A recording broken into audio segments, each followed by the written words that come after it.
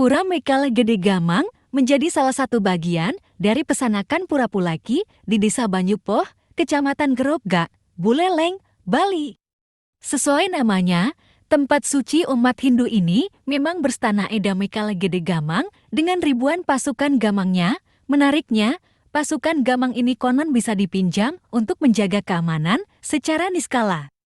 Tidak sulit mencari Pura Mekal Gede Gamang, lokasinya persis di sebelah timur Pura Pulaki.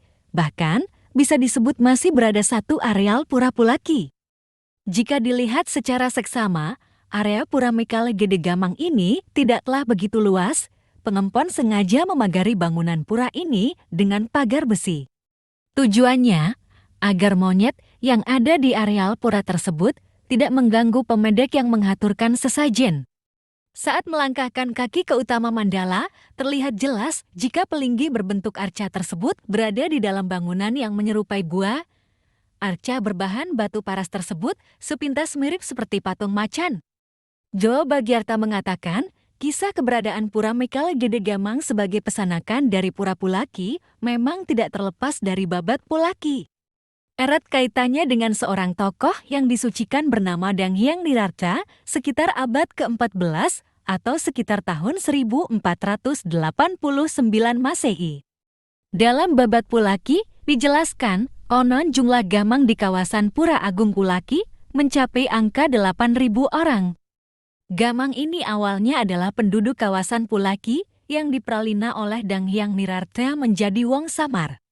Kejadian tersebut berawal saat kedatangan Dang Hyang Nirartha ke Bali bersama dua istrinya, Sri Padmi Keninten dan Dewa Ayu Swabawa.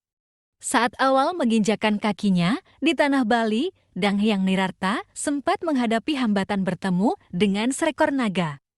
Dang Hyang Nirartha yang memiliki janana tinggi dan sakti berhasil menyelamatkan diri keluar dari mulut naga dengan mengubah rupa.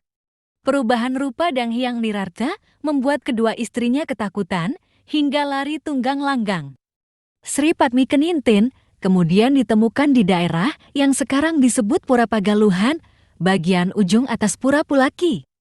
Sedangkan istri Dang Hyang Nirartha yang lain, Dewa Ayu Swabawa, ditemukan di Pura Melanting yang berada di kawasan Pura Agung Pulaki. Setibanya di sana, konon Dewa Ayu Swabawa diganggu oleh masyarakat setempat, hingga istri Dang Hyang Nirartha ini tidak mau ikut ke istana Gelgel dan meminta panograhan agar tidak dapat dilihat oleh manusia. Saat itulah Dewa Ayu Swabawa diberikan ilmu kanuragan untuk berubah agar tidak dapat dilihat oleh manusia.